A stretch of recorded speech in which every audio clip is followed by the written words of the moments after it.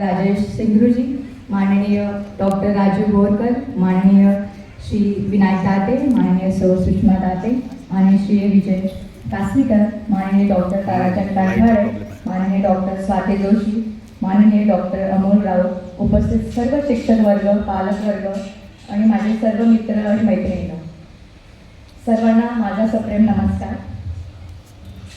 आज बाबाजी दाते कला आणि वाणिज्य महाविद्यालय इथे युवक महोत्सवानिमित्त मला आमंत्रित केलं, मला बोलवण्यात आलं, त्याबद्दल मी अत्यंत आनंदी आहे आणि माझ्यासाठी अभिमानाची बाब आहे. सोबतच मला सर्वांना सांगू इच्छिते की आजची तरुणाई ही समोरची एक प्रतिष्ठित नागरिक, व्यावसायिक, सोबतच एक कार्यकारी अधिकारी असे आपण होऊ शकतो. तर आपण जबाबदारीने कार्य केलं पाहिजे. जबाबदारीने कार्य करून सोबतच ते आपण किती चांगल्याने समभोवताल व सर्व निरपक्ष कसं आपण करता येईल यावर आपला जाब असला पाहिजे. आज या युवक महोत्सवाच्या दिवशी आम्हाला ते आमंत्रित केलं. तर मला सांगू इच्छिते की असे जे फंक्शन्स आहेत किंवा कॉम्पिटिशन्स होतात त्यामध्ये मॅक्झिमम असं होतं की तरुणाई पार्ट करतात, घेतात, पण कुठे ना कुठे आपण खेचून जातो की आपला विजय होत नाही. त्यावर मी सांगू इच्छिते की विजय हा तर आपला एक पार्ट अँड पास झाला लाईफचा. मी जेव्हा नगराध्यक्ष म्हणून नगर परिषदच्या निवडणुकीत उतरली तेव्हा कधी विचारच नाही केला होता की नगराध्यक्ष होईल, कारण मी एक वकील म्हणून एक चांगलं काम करत होती. यवतमाळच्या कोर्टात प्रॅक्टिस केली मी 3 वर्ष. सोबतच बॉम्बे हायकोर्ट बॉम्बे बेंचला एक सरकारी वकील म्हणून काम करत होती आणि सरकारी वकील म्हणून काम करत असताना एक माझा चांगला एक्सपिरियन्स मोठे जजेससोबत, क्रिमिनलसोबत किंवा तिथला एक वेगळं बॉम्बे हायकोर्टचं एक वेगळं नेचर असतो की तुम्ही कसं शिकता आणि कसं अंमलबजावणी करता. तर ते सोडून मी पूर्ण राजकीय प्रवासात आलेली आहे. तर हा माझ्यासाठी एक नवीन एक प्रवास होता. तुमचा पण प्रवास बदला. आपल्याला वाटतं की आपण डॉक्टर होणार, इंजिनियर होणार, पण कधी कधी असं होतं की डेस्टिनीचे वेगळे प्लॅन असतात आणि तुम्हाला जे व्हायचं नाही ते वेगळंच काहीतरी होतं, जे माझ्यासोबत झालं.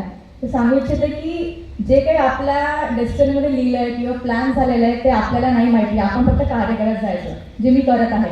आज लोकांचं असं म्हणणं आहे की तुम्ही तरुणाईचे आवाज आहात. आवाज बोलण्यामागे मला वाटतं पूर्ण श्रेय यवतमाळच्या नागरिकांना जातो, कारण मी इथे उपस्थित आहे ते सर्व तुमच्या आशीर्वादामुळे. आज नगराध्यक्ष म्हणून सर्वांचं असं म्हणणं पडलं आहे की आम्हाला शिकलेली मुलगी मिळाली. आतापर्यंत शिकलेली मुलगी मिळाली नाही किंवा शिकलेली तरी नगराध्यक्ष किंवा नगर परिषदचे अध्यक्ष नाही झाले. पण हे माझ्यासाठी पण एक वेगळी म्हणजे एक प्रवास होता, वेगळाच. कारण एक शाळेतून आपण शिकतो, मग आपल्याला वकील व्हायचं, वकील झाल्यावर आपल्याला जज व्हायचं असं माझं स्वप्न होतं. आणि ते जज न होता इथे मी आता यवतमाळची नागरिकांची वकिली करून मंत्रालयात एक जजच्या भावनेने काम करणार आहे.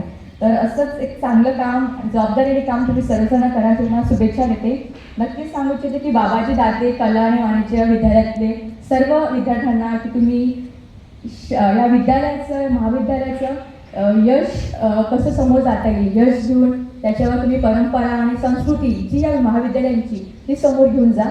आणि अशी तुम्हाला माझी सर्व ईश्वरांचरणी प्रार्थना आहे. आणि तुम्ही चांगले काम करत राहा, जबाबदारीने काम करत राहा. तुम्ही स्वतः रोल मॉडेल बना. रोल मॉडेल बनणं हे एक सुद्धा मोठी गोष्ट आहे. मला लोक इथे रोल मॉडेल म्हणून बघतात. तर मी जेव्हा कुठे जाते किंवा कुठे बोलायचा माझा प्रसंग येतो तर मला विचार करावा लागते की मी कशी बोलते, कारण समोरनं ते माझ्याकडे बघून काही ना काही शिकतात आणि मी पुढे चुकली तर ते पण चुकू शकतात. तर जर मी कधी चुकली असेल, काही माझ्याकडून झालं असेल, त्याबद्दल मी माफी मागते. आणि तुम्हाला सर्वांना एक चांगली संस्कृती, यश आणि राष्ट्रप्रेम हे समोर जाण्याची मला सर्वांना एक आवाहन करते आणि इतकंच बोलते. धन्यवाद. जय हिंद, जय महाराष्ट्र.